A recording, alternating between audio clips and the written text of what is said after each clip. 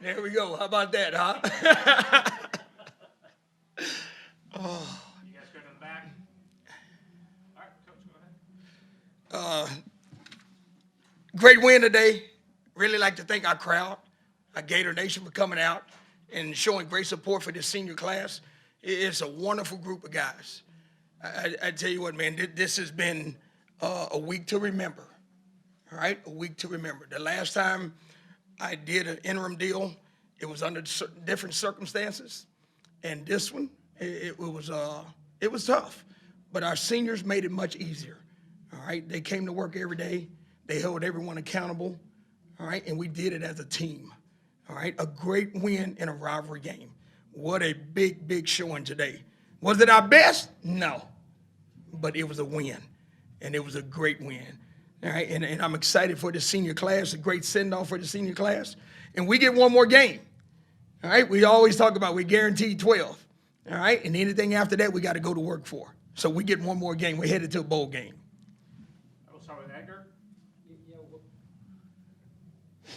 What is the sentiment in there about the bowl game, and how excited are they for that opportunity? They're excited. All right, that's what we talked about last night. Who knows where it's going to be or when? All right, but I can tell you this: they are excited about that. They were excited about winning this game, a rivalry game, and they knew that it meant going to a bowl game. That senior class wanted it. Well, tell me about the decision on Anthony Richardson and just kind of the energy that he kind of brought when he came in the game. He did. He brought a lot of energy into it. We played him early. The one play he ran the ball, he got hit, and had to come out. And then we had him with our training staff. And at halftime, they told us he was ready to go, so we got him in the second half. And last one, the Damian Pierce helmetless play. I mean, that was a pretty remarkable run. I mean, but I didn't realize that was a penalty myself, but just the way that just his kind of effort and how that energized the team too. He is a tremendous young man, and he plays with that type of passion. He practiced with that type of passion. And again, that was unfortunate that his helmet did come off because he was determined that he was going to get in that end zone. You know, and he was a senior. He wanted the ball. He wanted the ball in his hands. Right? And we did. We gave it to him, and he delivered. Mike, thank you. Yeah, two questions.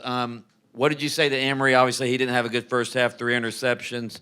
He comes off, you replace him. What sort of words of encouragement maybe did you give him? Or He's got to relax. You know, I told Emery, you have to take what they give you. Stop trying to force things down the field and just take what they give you. You know, when you watch a lot of football, you watch NFL quarterbacks, they would check the ball down a lot. And we got to learn to do that. Just take what they give you, and then eventually they'll give you that shot that you want.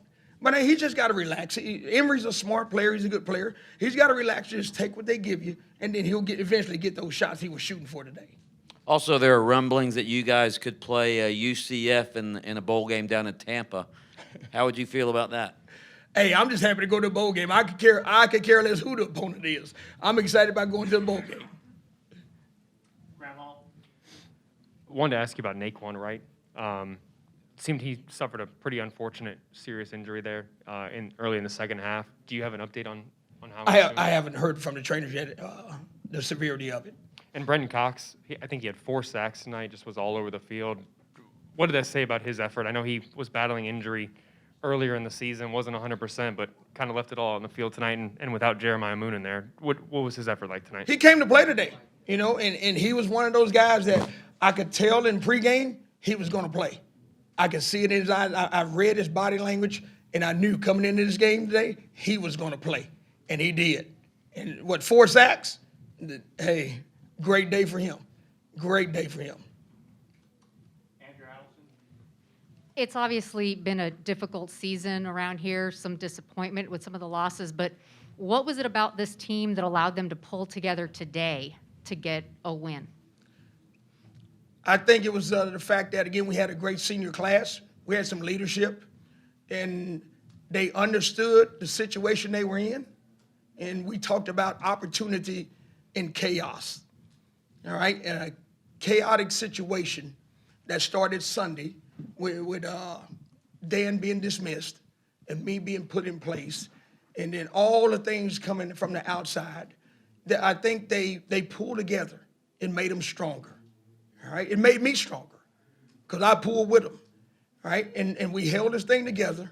And today, all right, and when we watched our highlight video, we came out of that meeting at that hotel.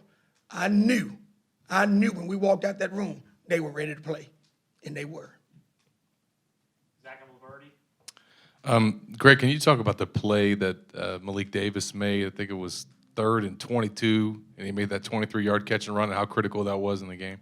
That was really critical. 3rd and long in that situation, his determination. I got guys in my room. My running backs, they are determined guys, and they're unselfish guys, right? And they cheer for each other, they care for each other, they motivate each other, and it is a very, very unselfish group.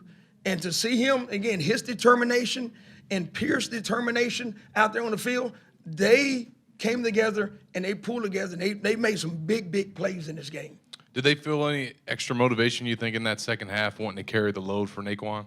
Oh, I think they just understood that, hey, eventually we're going to get with those runs, and those runs are going to break. Eventually those holes are going to open, and they did, and they started making plays. Was that part of the plan with Pierce to throw him at the defense like that on that one drive in the second half when they've been wore out? Our plan was to run the ball. We were going to run the ball, and we thought we were wearing them down, so we just kept pounding them at them. And then last one for me, how'd that Gatorade bath feel? It felt great. That's the second one, and it felt great. Go to Gene right here in front.